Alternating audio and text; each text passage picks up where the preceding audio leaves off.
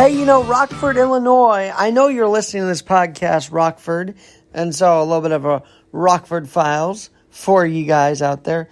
And do you know also why I'm playing the Rockford Files right now? One simple reason. Nostalgia. One of the first ever, as a kid, we all learned about Superman in the phone booth. But then there was Jim Rockford just answering calls in a random phone booth. Why do I mention the phone booth? Because the last ever public phone booth was removed from New York City this week.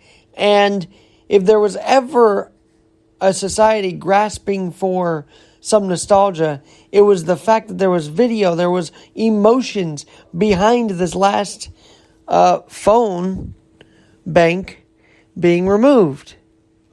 And the day after, the shooting in Uvalde, Texas, showed why we want nostalgia. Because the phone booth, the public phones, the payphones represented a time of good. I've praised Link NYC before, and there will be thousands more coming in to New York City. But they just can never replace the thing that was the payphone. They can never replace the thing that was the payphone. Now, I've heard that there are still private payphones on different properties, and I've also heard that on West 66th, 96th, pretty much along the 1 and 2 line, there are still phone booths, which you can go into and maybe even just take pictures at this point. But they're you can utilize them, you can use them, you can call from there.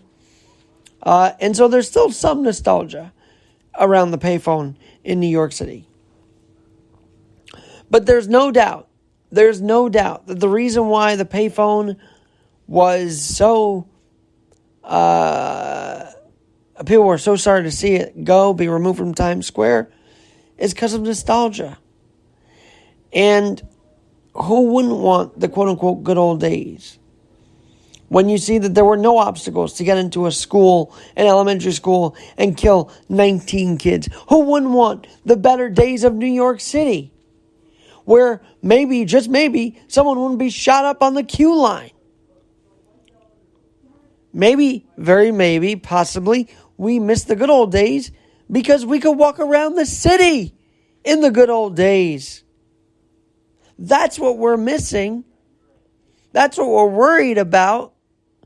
The reversal back to the 70s and 80s when a cold-blooded killer can get on that queue line and shoot someone. Shoot in general. But literally kill someone at the same time. This isn't the city I was growing up in. It wasn't, they talk a lot about how bad broken windows was. But broken windows prevented literal broken windows, which we've seen all along Fifth Avenue, all along various places through the rioting. We need to, we cling to the nostalgia because that's all we got, people. The modern day is scary. The modern world is scarier. And so the payphones represented maybe just a bit of security because they were a shelter also. So my 5-minute fix tonight says we can hold on to that payphone and what it meant all we want, but it will go by the wayside. It has gone by the wayside. And so maybe nostalgia, maybe that yearning for good now could actually motivate us to do better in elections. How about that? If you can mourn a payphone, can we also, as a society, mourn the fact that these same senators, same congresspeople keep getting elected over and over and over? And damn it, the same party's getting elected over and over. And that's got to change. So if you can grasp onto that payphone being removed, you can sure as hell grasp onto a better government for the United States of America.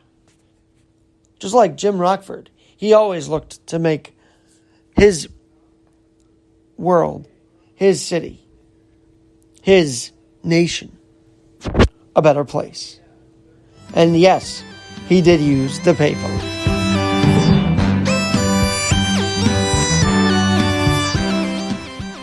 A little bit of Mike Post music here.